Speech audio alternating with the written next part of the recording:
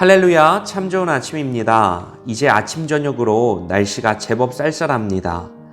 우리가 요즘 참 힘든 상황을 지나가고 있는데요. 그래도 계절은 변하고 시간은 지나갑니다. 그리고 그 변화의 중심에는 살아계신 하나님께서 계십니다. 오늘 하루도 하나님이 우리들의 삶을 인도하시고 주장하심을 믿고 의지할 수 있는 우리가 되기를 축복합니다. 여러분, 같은 사건이라도 언제나 해석은 분분합니다. 그리고 사람들에 따라서 평가는 서로 다르게 내려지기 마련입니다.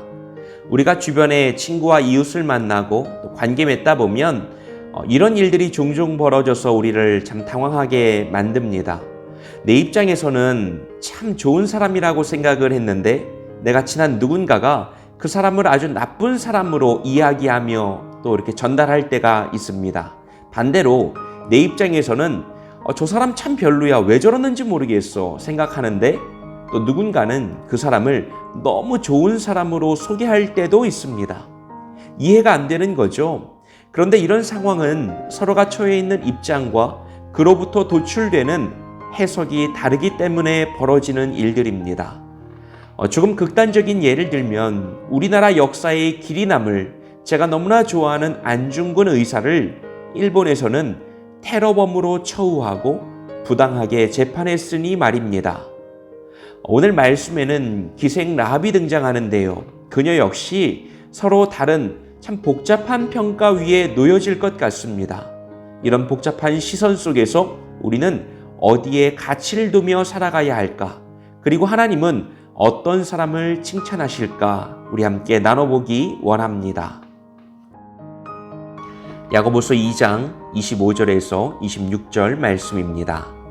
또 이와 같이 기생 라합이 사자들을 접대하여 다른 길로 나가게 할 때에 행함으로 의롭다 하심을 받은 것이 아니냐. 영혼 없는 몸이 죽은 것 같이 행함이 없는 믿음은 죽은 것이니라.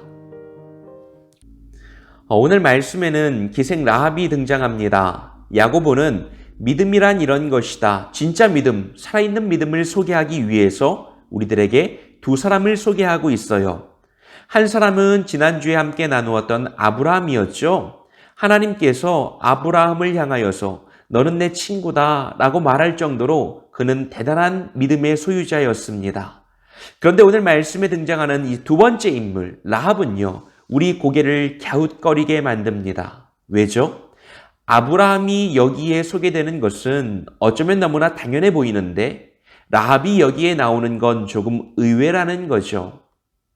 먼저 라합은 당시 남성 중심적인 세상 속에서 천대받던 여성이었습니다. 유대인 중심적인 사고 속에서 멸시받던 이방인이었습니다. 그리고 다른 말을 해서 뭐합니까? 그녀는 출신이 비천합니다.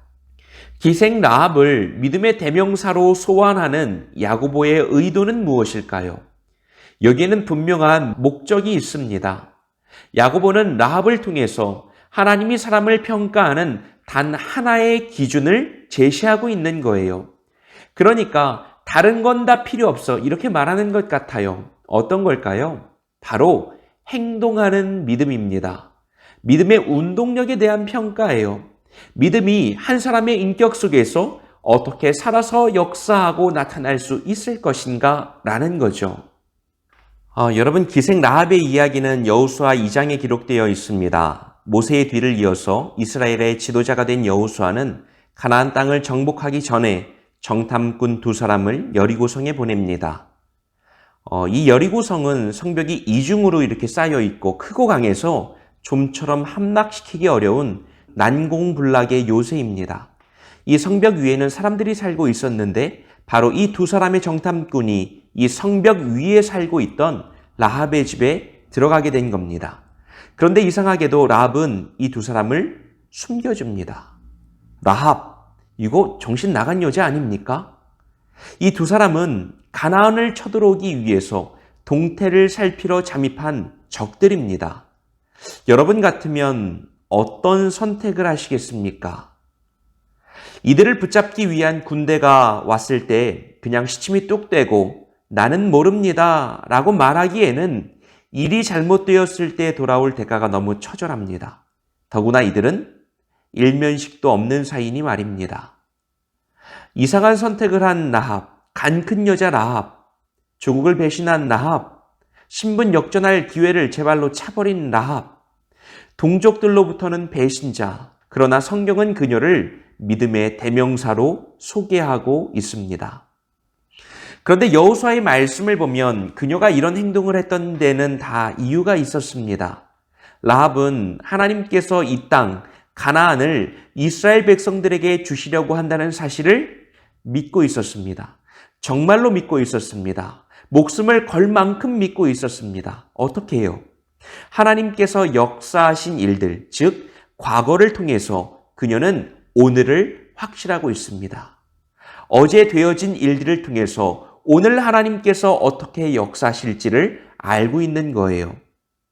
출애굽할 때에 홍해가 갈라졌던 사건, 아모리 족속을 전멸시켰던 사건, 그녀는 이렇게 말합니다. 너희의 하나님 여호와는 위로는 하늘에서도 아래로는 땅에서도 하나님이시다. 하늘과 땅의 하나님이신 그분을 나는 확신한다 고백하는 거죠. 여러분, 믿음은 이런 것입니다. 과거를 통해서 하나님을 아는 것입니다. 여러분들의 삶 가운데 나타내신 하나님을 여러분들이 바라보는 것입니다. 그리고 그 확신을 가지고 오늘을 선택하는 것입니다. 그 선택을 하나님은 믿음이라고 말씀하시고요. 라합을 믿음의 대명사로 소개하고 있는 것이죠. 여러분, 믿음이란 어떤 겁니까? 라합이요, 예배와 기도와 말씀 생활을 했나요? 라합이요, 선행과 봉사와 의를 행하였습니까? 아닙니다. 그런 믿음을 말하는 것이 아닙니다. 그녀는 하나님이 어떤 분이신 줄을 알았습니다. 그 하나님이 앞으로 무엇을 원하시는지, 어떠한 역사를 펼치실지, 어떻게 우리들의 삶 가운데 역사하실지를 확신했고 그 계획이 이루어질 수 있도록 그녀는 자신의 오늘을 선택했습니다. 이것이 아주 본질적인 의미에서 믿음이라고 하는 것이죠. 하나님의 뜻을 따라 자신의 오늘을 선택하는 것. 영혼 없는 몸이 죽은 것 같이 행함이 없는 믿음은 죽은 것이니라. 오늘 우리들의 삶을 깨우는 믿음이란 어떤 것입니까? 그것은 나의 삶을 선택하는 것입니다. 과연 여러분은 하늘의 뜻이 땅에서 이루어지기 위하여 오늘 어떤 선택을 하시겠습니까? 여러분, 내가 아무리 작고 부족하고 연약할지라도 하나님께서 내 삶에 요구하시는 것들이 있습니다. 하나님의 계획입니다.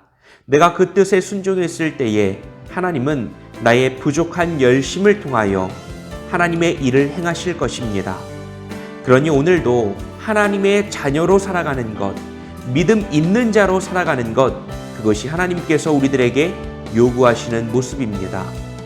우리 이렇게 기도하면 좋겠어요. 주님, 보잘것없는 나의 모습입니다.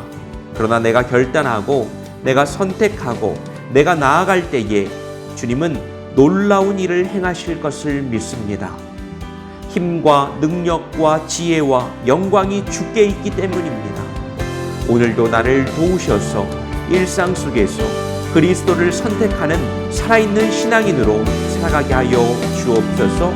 주님이 나타나고 주님을 향하여 나아가는 오늘이 되도록 축복하옵소서. 이렇게 기도합시다.